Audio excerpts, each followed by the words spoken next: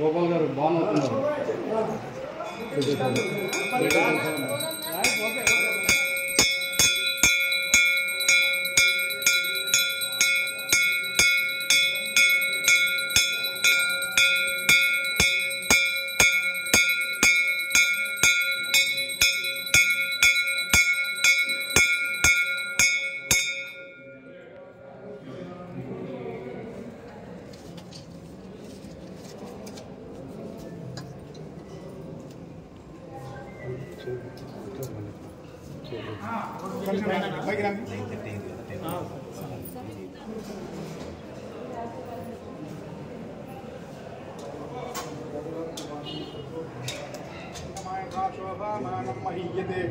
धान्यं धनं पशुं भगवत्तलाभिमायुष्मान् भवादिष्मान् भव आगाम जीवमदानम् अखंड विजय प्राप्ति अस्तु राजमुख्य राजद्वार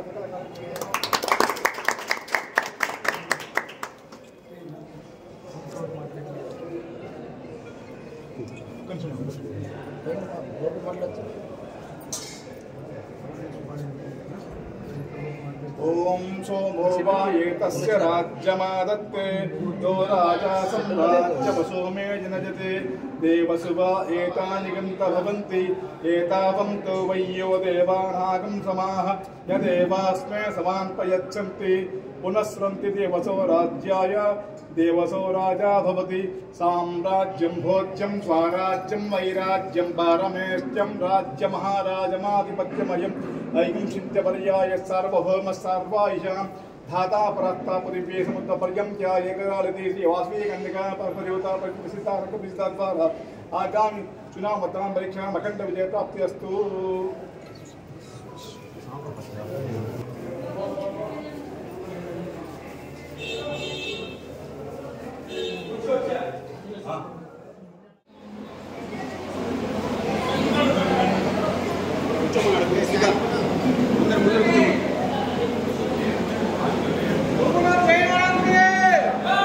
जय वासवी जय वासवी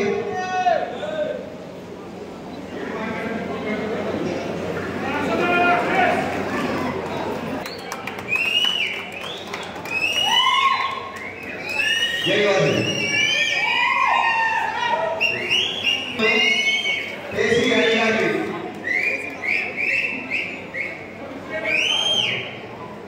देसी हरियाली ఎవరు వచ్చినా మేము ఎవరిని కాదనము, అందరినీ ఆహ్వానిస్తాము. దయచేసి జయరామన్న గారు ఆర్య వయసులు అంటే చాలా ముఖ్యులు. నాకు ఆర్య వయసులు తక్కువ స్ట్రెంత్ ఉన్నా మీ మాటకి వాల్యూ ఇచ్చి ఒక్క ఓటు ఇచ్చుకుంటూ నాకు 100 ఓట్లు ఖచ్చితంగా అయ్యగారు ఏం చెప్తే అది చేస్తాం ఓట్లు అని అంటారు. మీ మనసులో నేను పడిపోవాలంటే పిలవలసిందిగా కోరుతున్నామంటే అన్న మీరు ఆర్య వయసులు వెళ్తామన్నా ఎప్పుడైనా రావచ్చు. తెలుగుదేశం దీర్ఘ సీట్లతో అధిగమించాలని కాసుకుంటున్నాము. జై వాసు.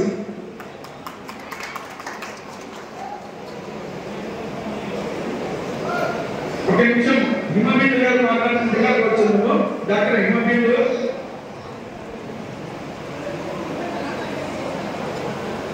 అనంతపురం పార్లమెంట్ డాక్టర్ సాహెబ్ ప్రెసిడెంట్ మేడం మనందరికీ తెలిసిందే. మేడం ఇంతకు ముందు కూడా మన సంఘానికి ఓటు వేసేసేయండి. 2 ఓట్లు వేయండి. 1 ఎమ్మెల్యే అభ్యర్థి అయిన మన జయరామన్న గారికి, 2 మన ఎంపీ అభ్యర్థి గారైన అంబికా లక్ష్మీనారాయణ గారికి. మీ మనసులో ఎటువంటిది ఉన్నా కూడా అన్ని తీసేసేయండి. ఇందాక నేను ఆడవాళ్ళందరినీ కలిశాను, వాళ్ళందరికీ చెప్పాను. ఇక్కడ టైం చాలా తక్కువ ఉన్నందువల్ల నేను ఎక్కువ మాట్లాడట్లేదు. అన్నకి ఎక్కువ అవకాశం ఇవ్వాలా, మీ యొక్క ఏదైనా చెప్పాలంటే అన్న మీతో మాట్లాడాలి కాబట్టి నేను ఎక్కువ అవకాశం తీసుకోవట్లేదు. ఈ అవకాశం ఇచ్చిన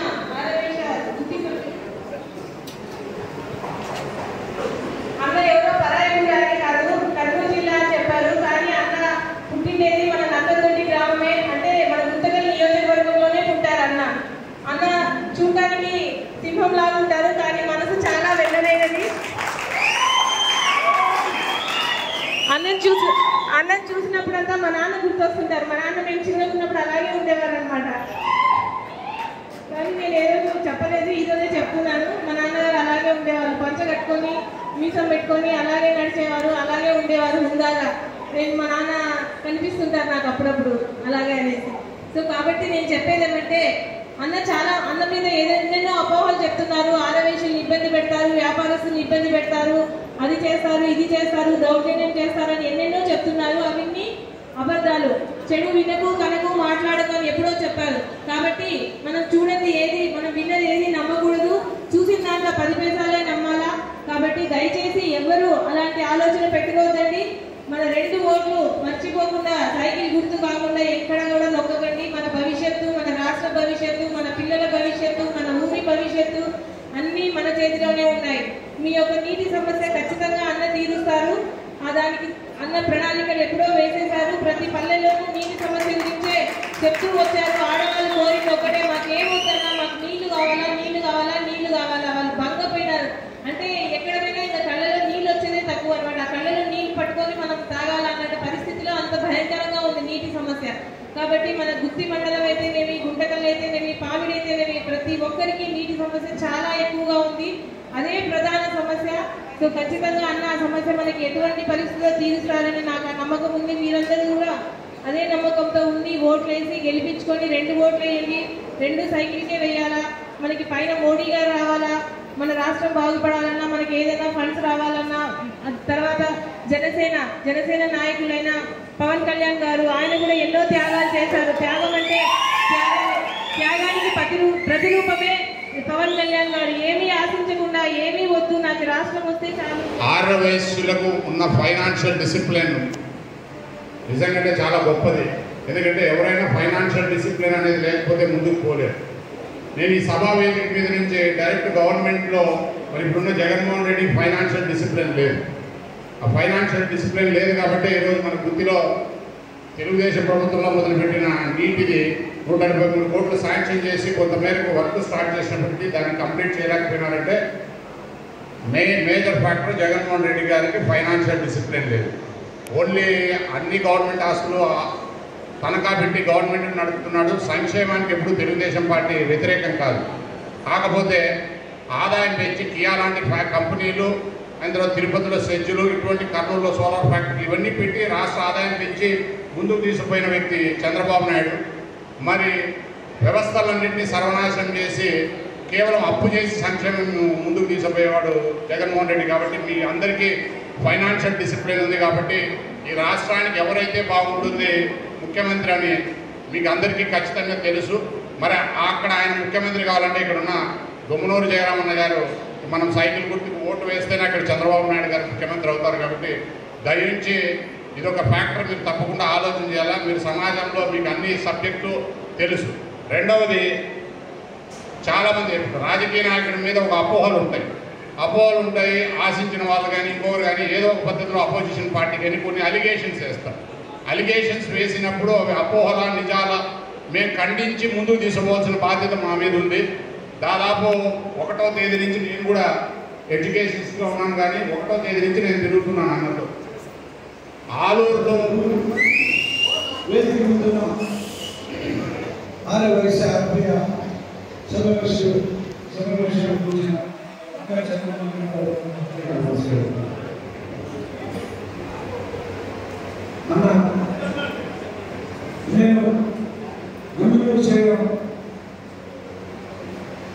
నేను రాజకీయానికి కొత్త కాదు.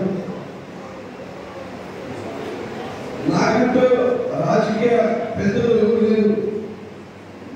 నా సొంత దీంతోనే రాజకీయంగా నేను వచ్చాను. కాబట్టి 2009లో 2000 కోట్లతో ప్రజారాజ్య పార్టీ నుంచి ఓడిపోవడం జరిగింది.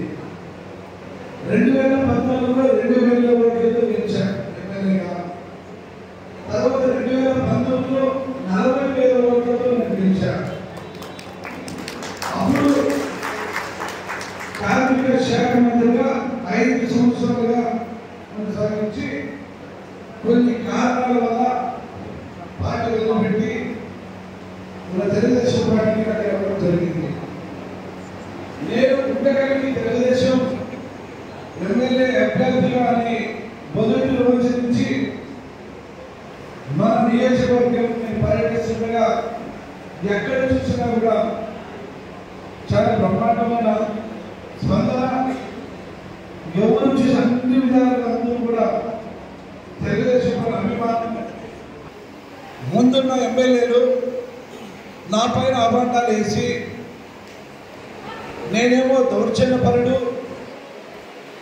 నేనేమో కబ్జాలు చేస్తున్నాను, అందరిపైన కేసులు పెడుతున్నాను అనే విధంగా ఇప్పుడున్న ప్రజెంట్ ఎమ్మెల్యే ఆయన నా పైన అభాండాలు వేసి, ఎందుకంటే ఆర్యవైశ్య మతస్థులు అందరూ కులాలు కూడా చాలా సున్నితమైన మనసత్వం, సున్నితమైన మనసులు, అలాంటి వారికి చెప్తే ఖచ్చితంగా నమ్ముతారనే విధంగా మన లాంటి వారికి చెప్పే విధంగా ఆయన చెప్పడం జరిగింది. ఆయన నా పైన అబద్ధాలు వేశాడు. సరే, నేను ఆయనకి సూటిగా కన్న కాపరమేశ్వరి అమ్మ ఉంది, అమ్మ సాక్షిగా నేను ప్రమాణం చేస్తా.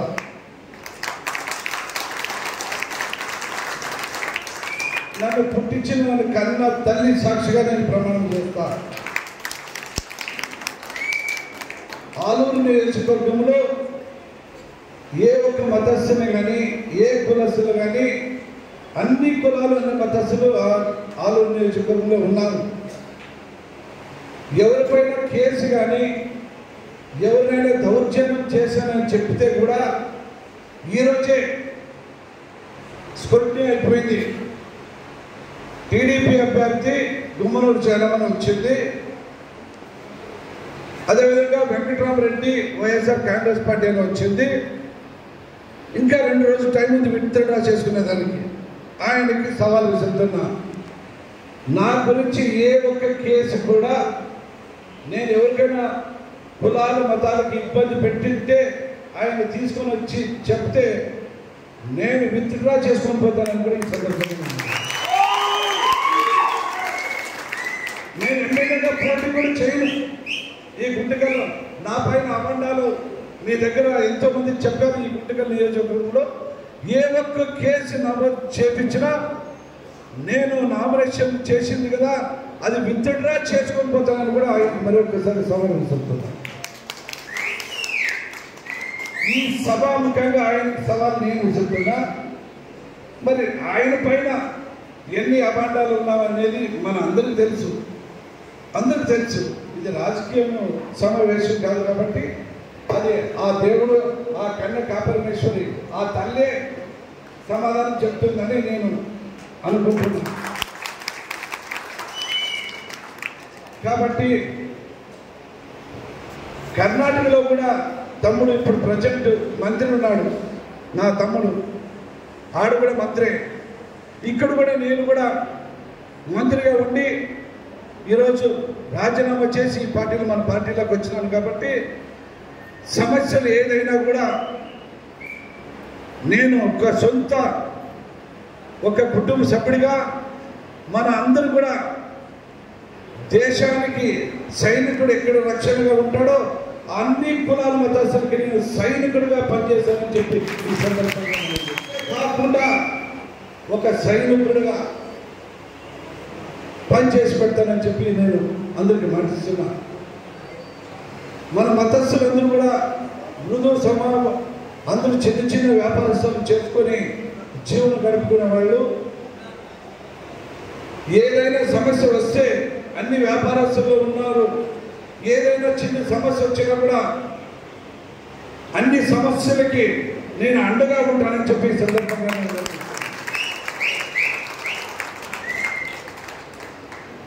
ఒకవేళ ఇప్పుడున్న ఎమ్మెల్యే గుంటకల్లో ఒక ఆయన ఒక వ్యాపారం చేసుకుంటుంటే, గుట్కా వ్యాపారము, ఆయనకి ఏదో లాభాలు వస్తామని చెప్పి ఆయన పోలీసులు కేసు పెట్టి ఎమ్మెల్యే అనుచరుడు ఆ వ్యాపారానికి పెట్టి మిగతా వాళ్ళందరూ కూడా ఆయన దగ్గర తీసుకుపోయేటట్లా చెప్పడం ఇది జరిగింది. కేసు కొట్టు కూడా మనం ఆదివాసీ కులస్తుల పైన కేసు కూడా నమోదు చేయడం జరిగింది. ఇది వాస్తవా కాదా అని చెప్పేసి నేను అడుగుతున్నా. ఈరోజు గుట్కా అయితే రేపు అన్ని వ్యాపారాల్లో కూడా నెక్స్ట్ రాబోయే రోజుల్లో ఆయన ఒకరిని నియమించుకొని అన్ని వ్యాపారాలకి అడ్డంగా ఉంటాడని చెప్పి ఖచ్చితంగా జరిగే తీరుతుందని చెప్పి నేను చెప్పగలను. ఎగ్జాంపుల్ చెప్పాలంటే ఇసుక దోపిడీ, గరస దోపిడీ, ప్లాట్ల దోపిడీ. ఈరోజు ముస్లిమ్స్ కూడా నాకు చెప్పారు, మసీదుకి సంబంధించి 2 ఎకరాల కబ్జా అల్లడి పైన, అంటే ఎమ్మెల్యే అన్న కొడుకులతో రాపించుకున్నారని చెప్పడం జరిగింది. ఇలా చెప్పకుండా పోతే ఎన్నో ఉన్నాయి. కాబట్టి నేను అలాంటి వాడు కాదు. ఒకవేళ మన మతస్థులు కులస్తులు కూడా ఆలూరు నియోజకవర్గంలో ఉన్నారు కాబట్టి ఒక్కసారి ఫోన్ చేసి, లేదంటే నన్ను అభిమానించి నన్ను ఒక శిష్యుడిగా చూసే కర్నూలు జిల్లాలో రాజ్యసభ మెంబర్ టీజీ వెంకటేష్ అన్న ఒక్కసారి ఫోన్ చేసి అడగండి. టీజీ వెంకటేష్ అన్నకి ఫోన్ చేసి అడిగితే గుమ్మనూరు చేరం మంచోడా కాదా అని అంటే, ఆయన మంచోడు కాదంటే ఒక్కరు కూడా ఓట్లు వేయొద్దని చెప్పి ఈ సందర్భంగా నేను అంటాను. ఆయన మాటల్లో గుమ్మనూరు చేరం మంచోడు కాదు ఓటు వేయొద్దని అంటే నేను ఖచ్చితంగా అందరూ కూడా మీ అందరికీ ఒక్క ఓటు కూడా నాకు వేయొద్దండి అని చెప్పి నేను వేడుకుంటున్నాను. ఎందుకంటే నాకు ఆయన చాలా ప్రేమిస్తాడు, నా మనస్తత్వం తెలుసు. నేను జిల్లా రాష్ట్రంలోనే అజాత శత్రువు, ఎవరికి శత్రువు కాదు నేను. ఎందుకంటే ఒక చిన్న పల్లెటూరులో రాజకీయంగా వచ్చి మా ఊరు 150 ఇళ్ళే 600 ఓటర్లు ఉండేది అంతే. ఆ చిన్న పల్లెటూరులో కష్టమేమి సుఖమేమి తెలిసిన వాడిని కాబట్టి నేనందరూ కూడా మిమ్మల్ని కుటుంబ సభ్యులు, ఒక తమ్ముడుగా అన్నగా కానీ లేదంటే ఒక సైనికుడిగా ఉండి కూడా మీకు సేవ చేస్తానని చెప్పి ఈ సందర్భంగా నేను పాటిస్తున్నాను. అదేవిధంగా ఇప్పుడున్న ఎమ్మెల్యే మన సంఘానికి రాజకీయాలు నాయకుడు అబద్ధాలు చెప్పచ్చు, చెప్పేదాంట్లో కూడా కొన్ని లిమిట్స్ ఉంటాయి.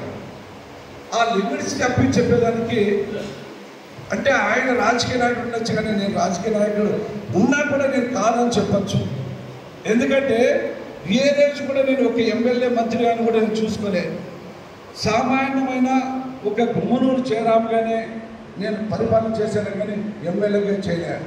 అయినా ఇప్పుడున్న ఎమ్మెల్యే మన మతస్థులకే మాట ఇచ్చి ఇక్కడే అమ్మ గుడి పక్కలో 1.5 సెంట్ ఇప్పిస్తానంటే 2 సంవత్సరాల కింద అయిపోయారు, 6 నెలల్లో మీకు ఇచ్చేస్తానని చెప్పిన మనిషి ఈ రోజు కూడా కాలేదు. రేపు రాబోయే రోజుల్లో మన ప్రభుత్వం వస్తుంది, ఖచ్చితంగా దాన్ని మీకు అప్పగిస్తానని చెప్పి సందర్భంగా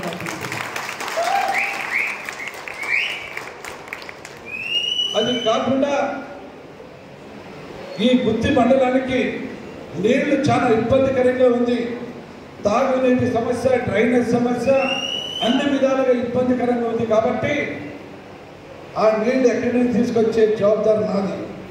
ఎందుకంటే ఖచ్చితంగా అవుతుంది.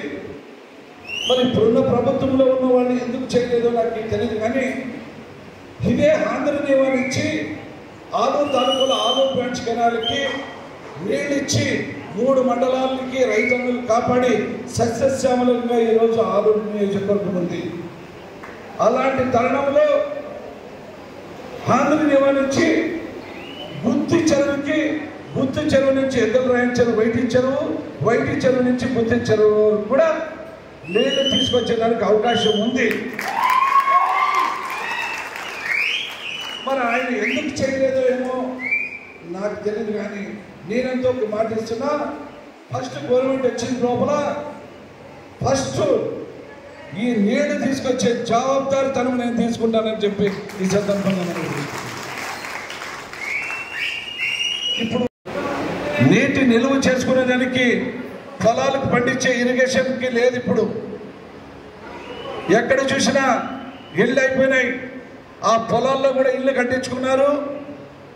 ఆ చెరువులో కూడా దాదాపుగా అన్ని విధాలుగా ఉంది.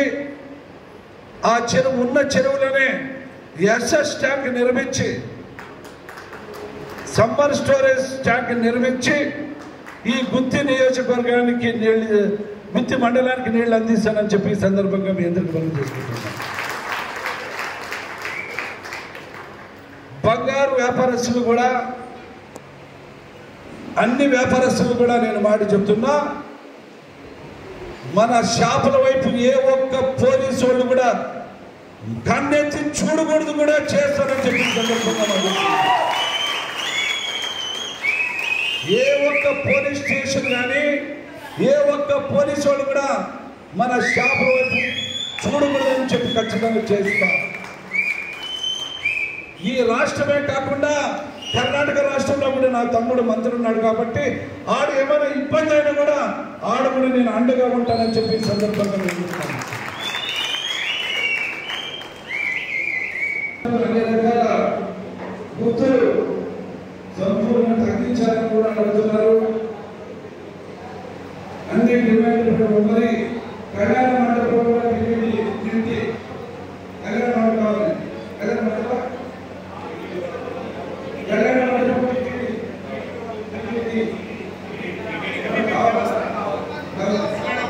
అది కూడా అడుగుతున్నారు.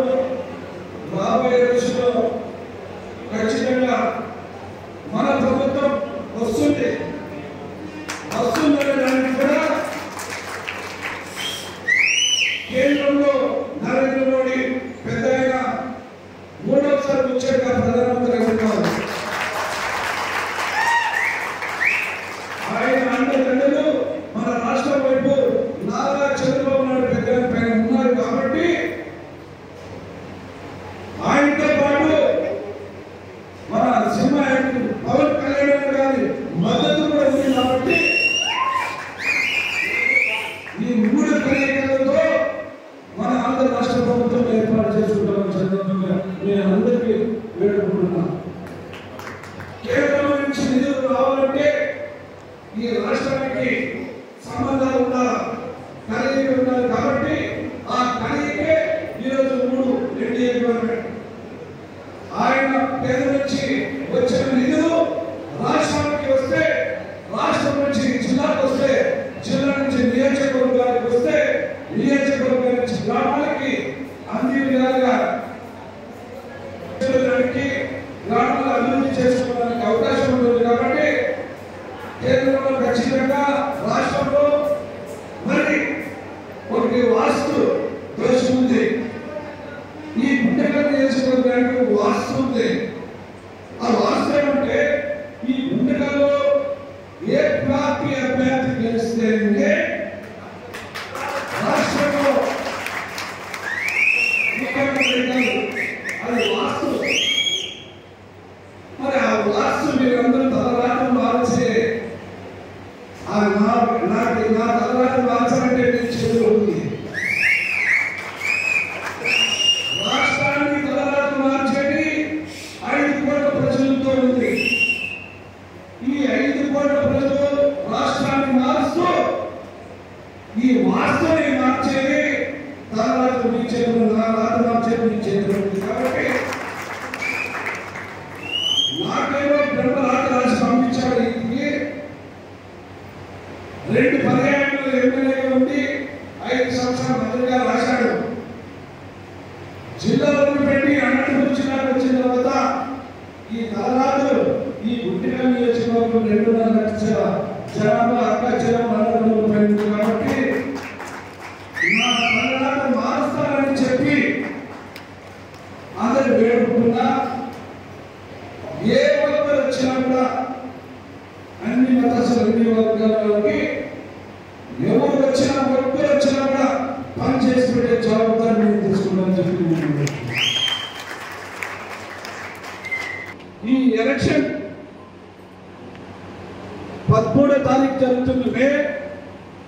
ఆ ఎలక్షన్ వరకే నా కొడుకైనా, నా తమ్ముడైనా, ఇంకో తమ్ముడైనా,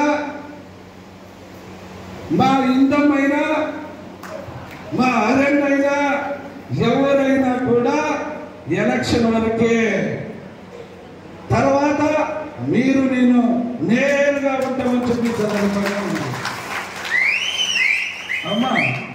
మరి 20 రోజులు ఎండ అనుకోకుండా వాన అనుకోండి తెప్పించుకున్నావు అని అనుకోవచ్చు.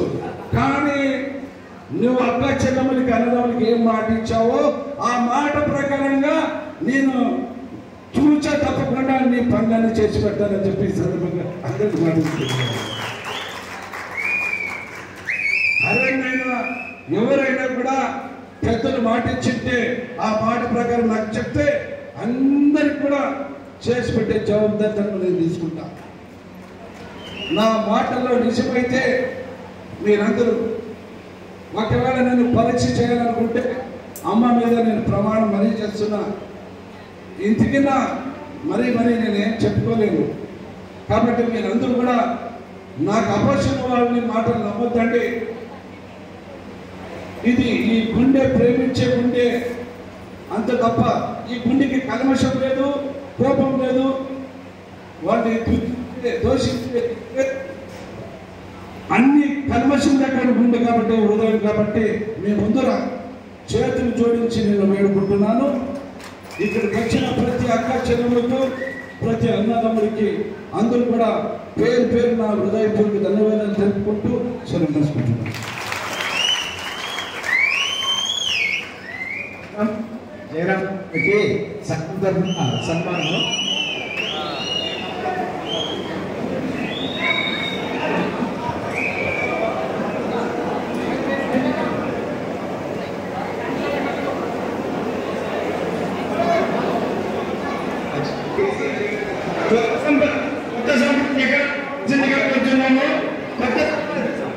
కొత్త సంపద రావాల్సిందిగా కోరుతున్నాము. కొత్త సంపద రావాల్సిందిగా కోరుతున్నాము. కొత్త సురేష్ గుప్తా గారు ఆర్యవైశ్య సంఘం యువజన సభ్యులు,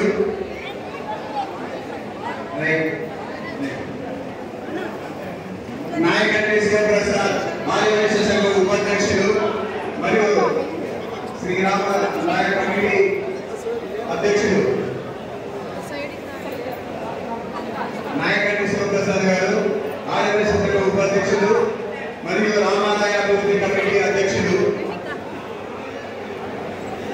ఎక్కల మంజునాథ్ చక్రధర్ గారు, కొత్త సంపత్ ఎక్కడ ఉన్నారమ్మా? కొత్త సంపత్ కుమార్ గారు గట్టిగా క్లాస్ కొనండి. జై వాసవి, జై వాసవి. అన్నా ముఖ్య గమనిక వ్యక్తిలో వెళ్తున్నాడు మా జై శ్రీరామ్ అన్నాడు.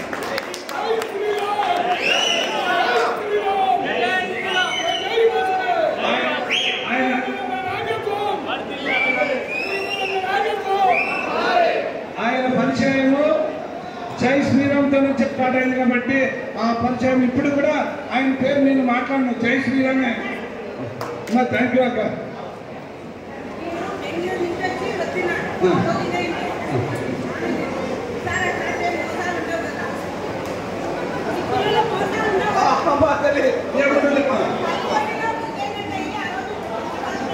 దయచేసి అందరూ అల్పాహారం సేవించాల్సిందిగా మీటింగ్ అయిన తర్వాత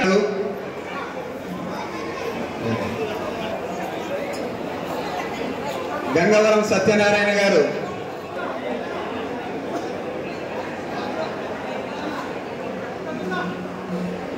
వర్గ అధ్యక్షులు తాకి వెంకటేష్ గారు, నెక్స్ట్ ఆర్యవైశ్య సంఘం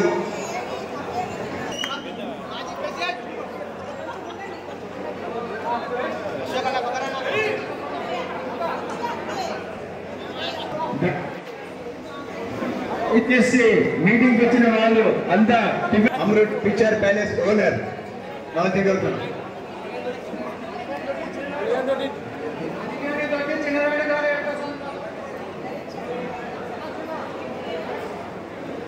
కసెట్టి సురేష్ గారు ఆర్యవైశ్య సంఘం సభ్యులు కసెట్టి సురేష్ గారు,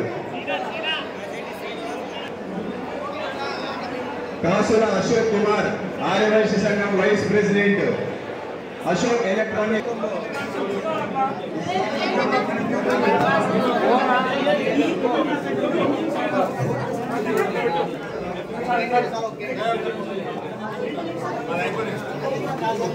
ఎంతమంది